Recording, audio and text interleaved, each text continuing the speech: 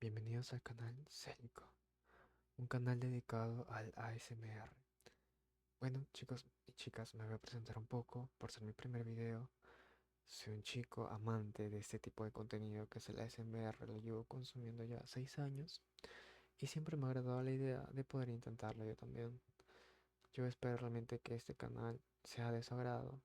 Yo sé que actualmente existe un montón de contenidos ASMR, pero dejaré un poco de mi esencia en mis videos para que sea algo único este canal. Por ser mi primer video, hoy día va a ser una ASMR Soft Spoken que estará titulado en el video.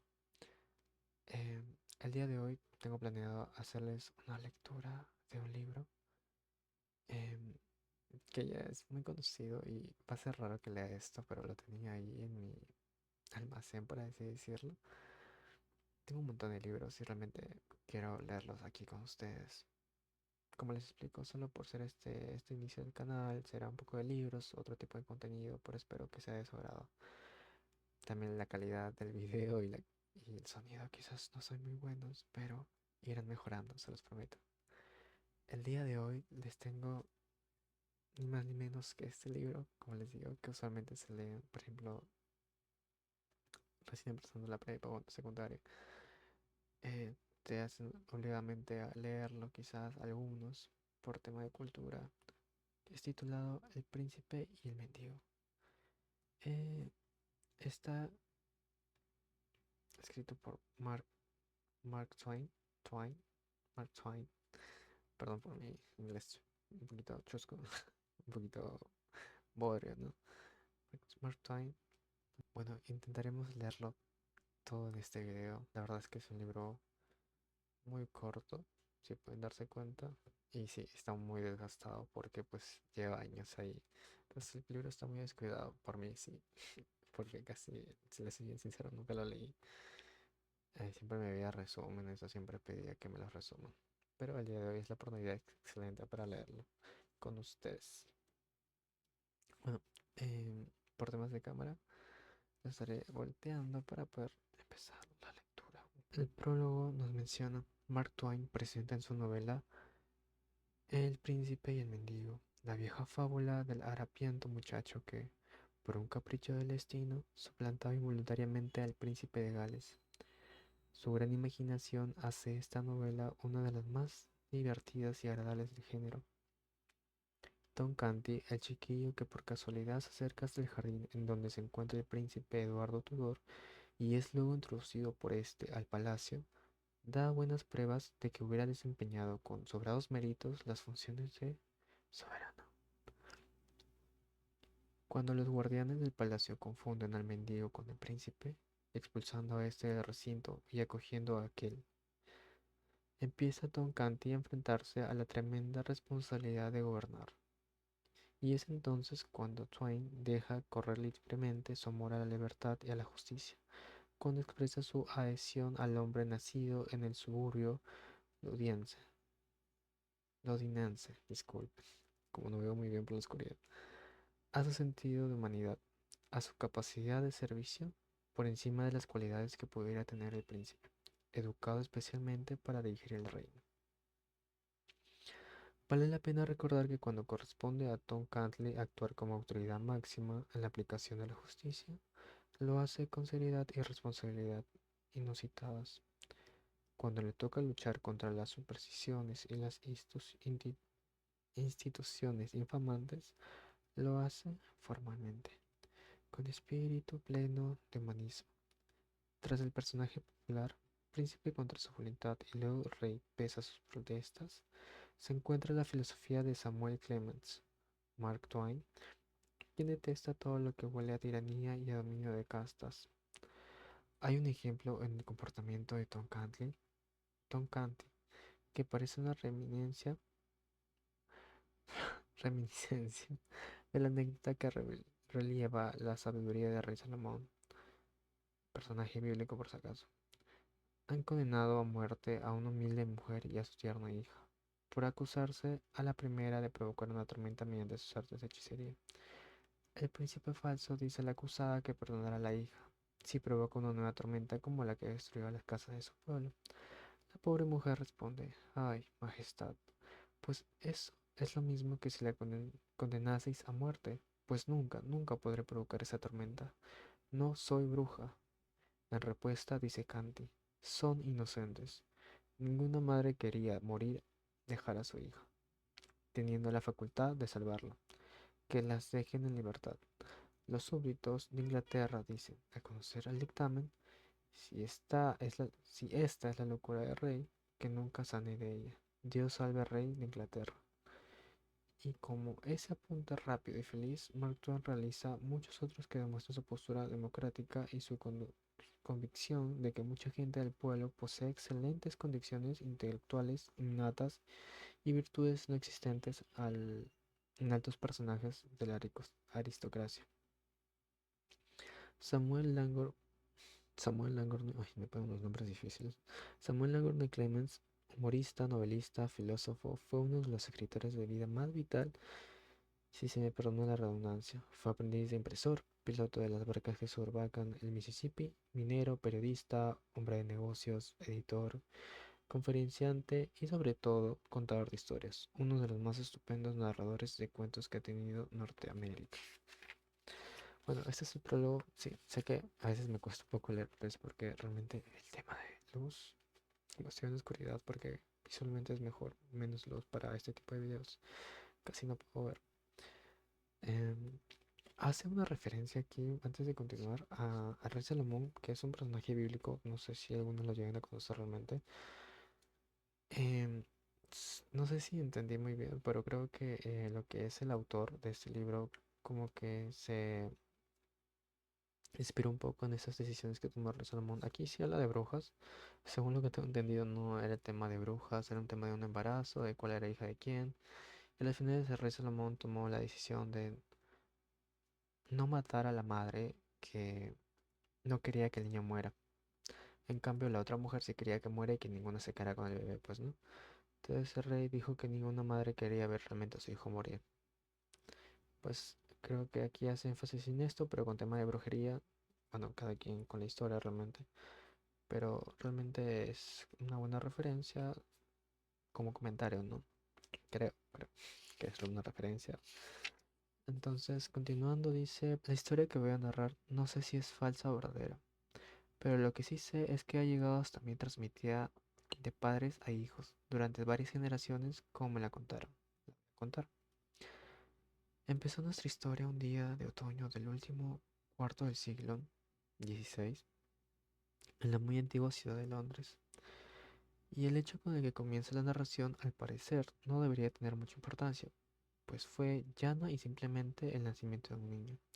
Se llamaba Tom Canty, y sus padres eran tan pobres y miserables que el nacimiento de aquel niño no representaba para ellos ninguna bendición, sino más bien que añadía una angustia más a las muchas que ya tenían.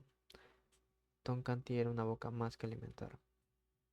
Pero contrastando con la angustia de aquel miserable matrimonio, todo el pueblo de Londres estalló en júbilo aquel mismo día, y su alegría se debía al nacimiento de otro niño de características muy diferentes a la de Tom Canty. El segundo recién nacido se llamaba Eduardo Tudor y se convertía por este nacimiento en el heredero de la corona inglesa. O sea que Tom Canty y el príncipe nacieron el mismo día, pero Tom Canty era pobre y el príncipe pues sí nació en lujos. Bueno, continuando. Y así fueron pasando algunos años, y si el pueblo de Londres fue olvidando un poco a poco la alegría del nacimiento del príncipe de Gales, los padres de Tom no olvidaron la pesadumbre de este nuevo miembro de la familia. Les proporcionaba. ¿Qué será de ti? Murmuraba la madre de Tom, contemplando penosamente a su hijo. ¿Qué destino te espera? ¿Serás un ladrón por necesidad como tu padre? ¿Una mendiga como yo?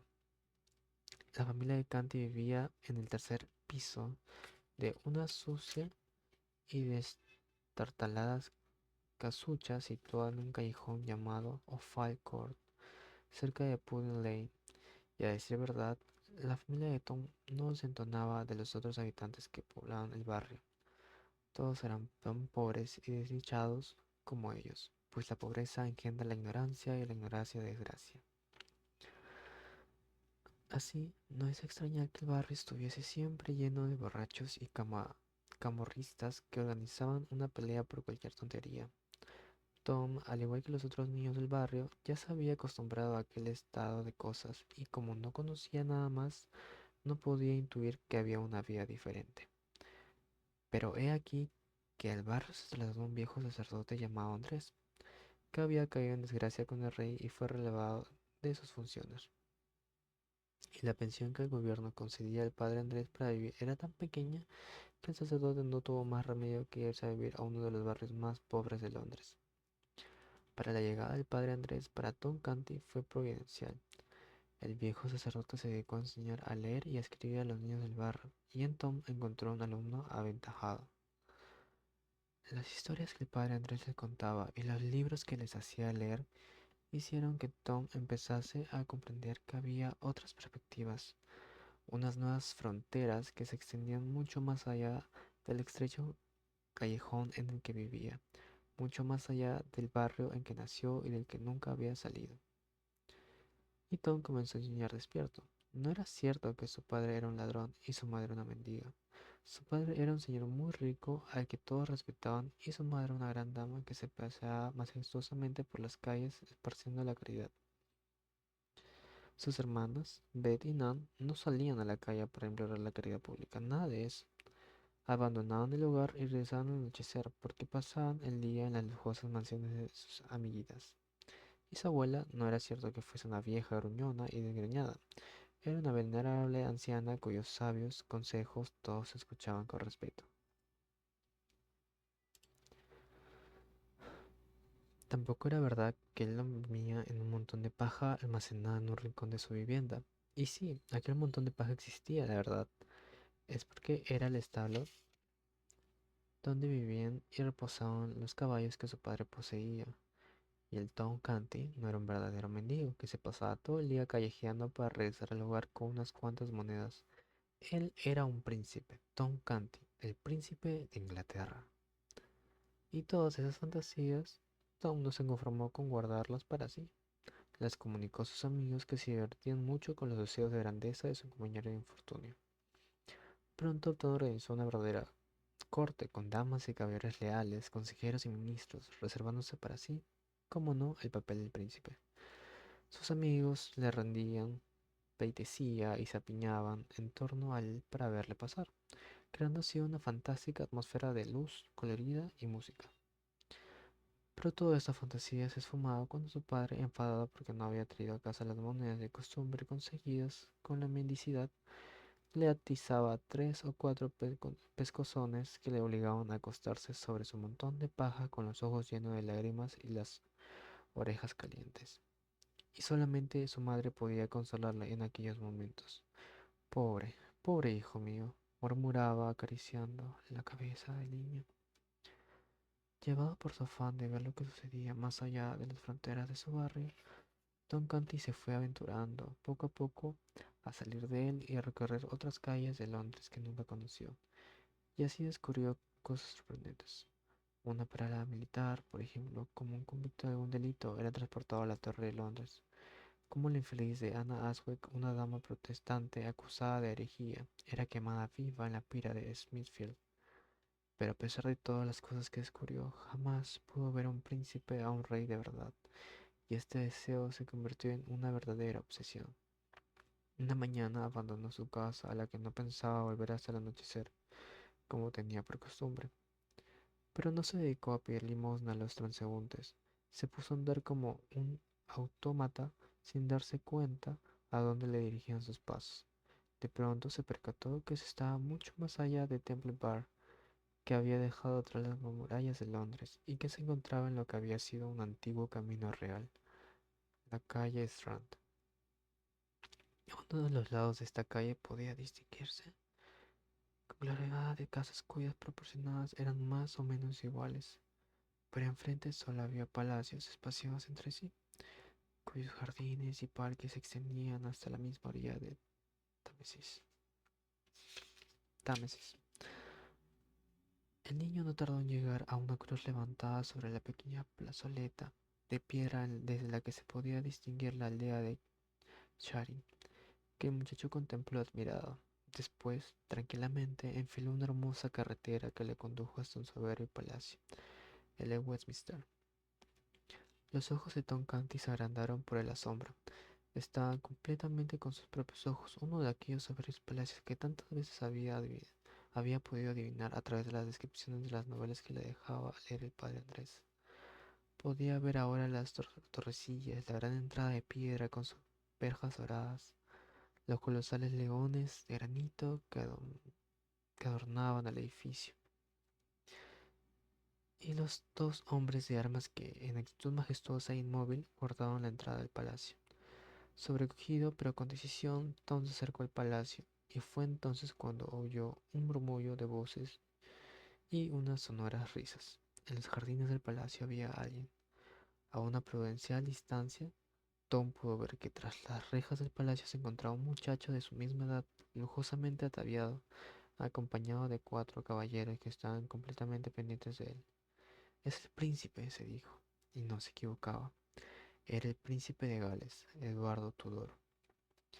Deseoso de contemplar a tan importante personaje lo más cerca posible, Tom se aproximó a los barrotes de la verja y apoyó su cabeza sobre los hierros admirado, pero no pudo ver nada más. Una potente mano la agarró por sus andrajos y la apartó de la verja del palacio lentamente. ¿Qué haces aquí, pordiosero? ¡Fuera! Tom miró asustado al soldado que la había apartado de la verja. Ok, y ya tenía lo peor cuando hasta él llegó una voz juvenil que decía: Alto, ¿cómo osas tratar así a este chico aunque este sea el último vasallo del rey de Inglaterra? El soldado al oír esta voz soltó a Tom y se cuadró militarmente. Mientras tanto, Tom alzaba tímidamente la mirada para ver quién pertenecía a aquella voz, aunque ya lo había adivinado. Tras la verja del jardín vio a aquel muchacho de su misma edad, vestido de seda y raso, que tocaba su cabeza, con una gorra carmesí adornada con plumas colgantes. Pero lo que más llamó la atención del pobre mendigo es que aquel niño, aquel príncipe, se parecía extraordinariamente a él. Se diría que Eduardo Tudor era como la imagen que reflejase un fantástico espejo que le permitiera verse a sí mismo disfrazado de príncipe. Abre la verja del jardín y deja entrar a este chico. Por un momento, la mirada de los dos niños se cruzó. El soldado se inclinó respetuosamente y se apresuró a obedecer a su joven señor. Pronto las impresionantes puertas del palacio se abrieron para dar paso a Tom Canty, el príncipe de los mendigos, y este parecía que estaba siendo objeto de uno de aquellos fantásticos sueños que siempre le saltaban. Pero no, esta vez no era un sueño, era él, Tom Canty, el que estaba atravesando ese precioso momento la verja del palacio. Ven, acércate sin miedo, le dijo el príncipe. Te han tratado injustamente y quiero recompensarte por ello. ¿Qué es lo que desearías que hiciera por ti? Tom no dudó en dar una respuesta. Tengo hambre, dijo. Pues ven conmigo, mandaré que te den de comer. Los señores que acompañaban al príncipe iniciaron un leve movimiento de protesta, pero Eduardo les contuvo con un gesto energético. Es mi voluntad, dijo, que le den de comer. Y todos los señores se inclinaron respetuosamente ante su joven señor. Poco después, Tom Canty se encontraba en el gabinete personal del príncipe de Gales, degustando exquisitos manjares que solamente había sabido que existían por los libros que leyó. Dejadnos solos, ordenó el príncipe viendo que Tom miraba con cierto miedo a los caballeros que le rodeaban. Pero señor, dijo tímidamente uno de ellos, dejadnos solos, volvió a repetir el príncipe. Y nadie se atrevió a protestar. Tom lanzó un suspiro de alivio cuando se encontró a solas con el príncipe. ¿Por qué tenías miedo de ellos? Le preguntó Eduardo. Podían quitarme la comida, dijo Tom. ¿No habéis visto cómo me miraba? El príncipe se echó a reír. ¿Quitarte la comida? ¡Qué gracioso! ¿Y por qué iban a quitarte la comida? Pues para comérselo a ellos. Eduardo abrió los ojos desmesuradamente. Pero si ellos ya han comido, además, nadie hace una cosa así en el palacio. ¿No? Pues en mi barrio, cuando alguien consigue algo, tiene que esconderlo para que los demás no se lo quiten. ¿De verdad? Preguntó extrañado el príncipe. ¿Y de dónde vives? Ah, mira, tiene imágenes. Weón, tiene imágenes. No sabía de eso. En Oval Court. No sé dónde está eso. ¿Cómo te llamas?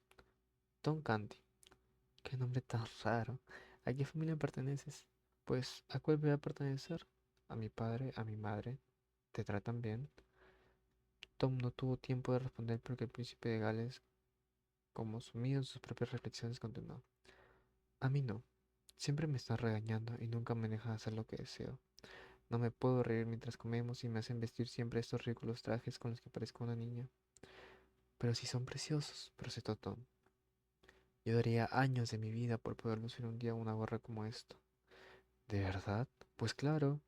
A mí, en cambio, me gustaría probarme tus vestidos. ¿Por qué no me los dejas? Tom miró extrañado sus sucios andrajos. ¿Que os gustaría vestir mis andrajos? Pero... Toma mi gorra, dijo el príncipe de Gales. Te la dejo si tú me dejas tus vestidos. Aquí, no sabía que tenía imágenes. Aquí hay imágenes, hay dibujos muy bonitos, de hecho, que, bueno, con solo verlo relatan lo que nos están intentando contar en esta historia, en esta hora. Bueno, está el señor. Ujú.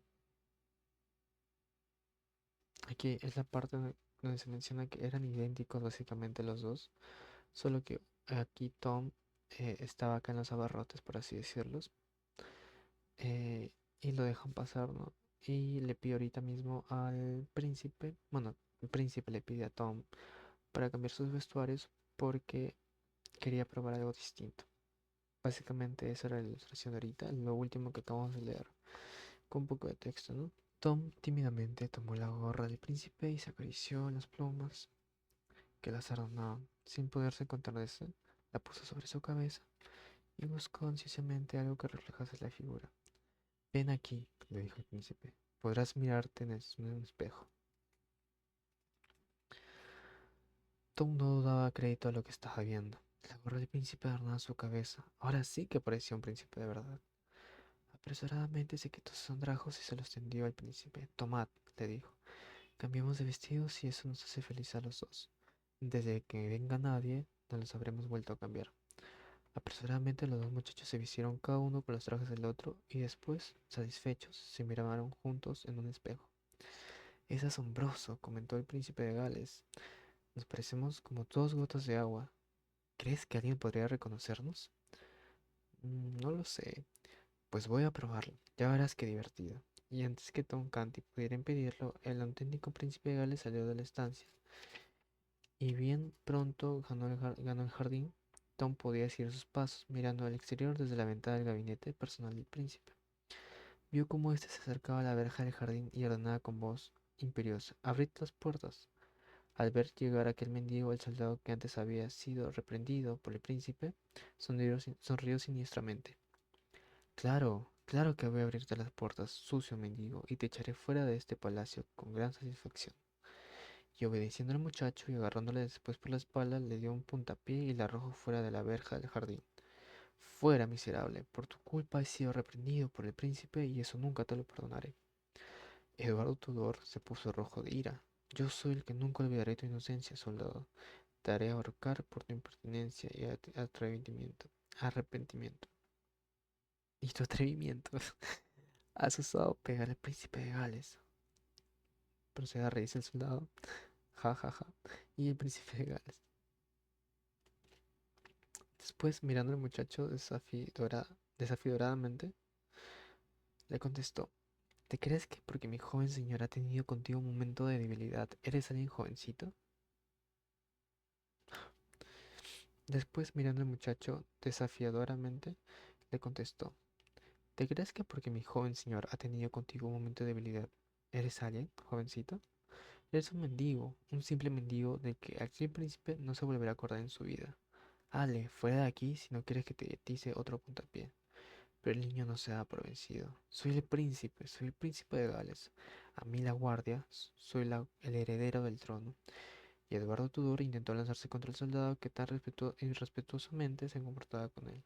Pero el soldado, agotado ya de la paciencia, le zarandeó, cogiéndole por un hombro y dándole un segundo puntapié, lo lanzó lejos de sí. A los gritos del niño y del soldado, alguna gente se había congregado junto a la verja y se reía de buena gana del pobre niño vestido de mendigo. ¿Habéis oído? ¡Qué inocente! Se cree que es el príncipe de Gales. ¡Qué divertido! Soy el príncipe. Soy el príncipe y lloriqueaba Eduardo, preso de indignación y de desconsuelo. Ahora, abran paso el príncipe de Gales, bromeaba un hombre. Y entre empujones y risas, sarcasmos y bromas, Eduardo Tudor fue alejándose del palacio, zarandeando por la divertida multitud. Desde la ventana del gabinete personal del príncipe de Gales, Tom Canty, muerto de miedo, presenciaba todo lo que estaba ocurriendo. Yo juraba que iba a terminar de leer todo, pero lleva como media hora de video y creo que es muy largo para empezar. Antes de terminar el video, porque se me hizo muy largo, voy a hacer una segunda parte continuando con el libro El príncipe y el mendigo. Quiero dar mi opinión respecto a el primer capítulo.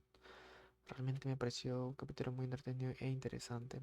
Cómo cambian los papeles de un momento a otro por una inocencia quizás de los niños.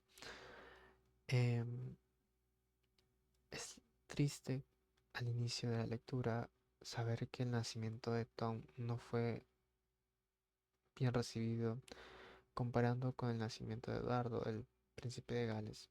No, la diferencia de estatus y la diferencia económica que tenían era impresionante, ¿no?